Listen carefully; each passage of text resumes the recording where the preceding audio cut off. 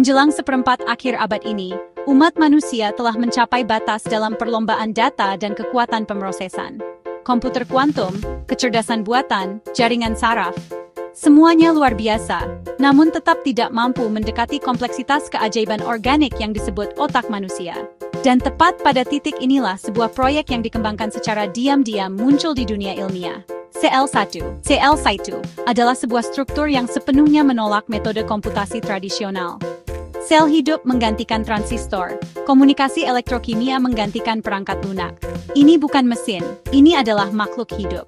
CL1 tercatat dalam sejarah sebagai komputer biologis pertama di dunia yang beroperasi dengan sel otak biologis.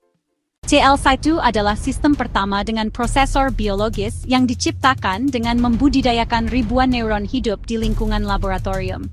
Neuron-neuron ini diberi makan, dilatih, dan berinteraksi dengan dunia luar melalui microelectrode arrays.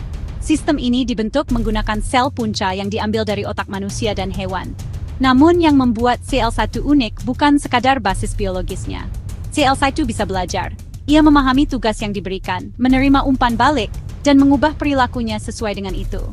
Dengan kata lain, CL1 tidak hanya berfungsi, tetapi juga berevolusi. Kemampuan CL1 pertama kali diuji dengan sebuah eksperimen. Game sederhana Pong dihadirkan di depan komputer ini. Sementara kecerdasan buatan tradisional menyelesaikan game ini dengan kode, CL1 bermain menggunakan sambungan sinaptik.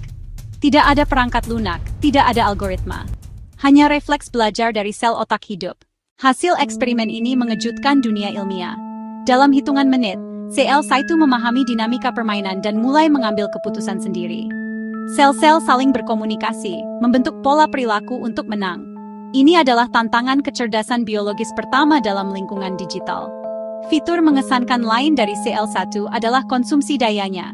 Sementara prosesor tradisional membutuhkan energi besar untuk mengoperasikan jutaan transistor. CL1 dapat menjalankan proses kognitif tingkat tinggi seperti belajar dan pengambilan keputusan hanya dengan beberapa milivolt energi. Efisiensi ini adalah hadiah terbesar biologi untuk rekayasa. Alam telah dioptimalkan melalui miliaran tahun evolusi. Keberhasilan CL1 juga memunculkan pertanyaan etis sekaligus mendorong batas ilmu pengetahuan. Memberikan kemampuan mengambil keputusan kepada komputer yang terbuat dari sel hidup memicu perdebatan tidak nyaman tentang kemungkinan kesadaran. Jika CL1 itu hidup, apakah menyakitinya menjadi tidak etis? Jika ia dapat belajar, mungkinkah suatu saat ia menjadi sadar diri? Tim di balik CL1 menegaskan bahwa sistem biologis ini tidak akan tetap sekadar eksperimental. Sistem seperti CL1 direncanakan akan digunakan untuk memodelkan penyakit otak dan memahami penyakit neurodegeneratif seperti Alzheimer dan Parkinson.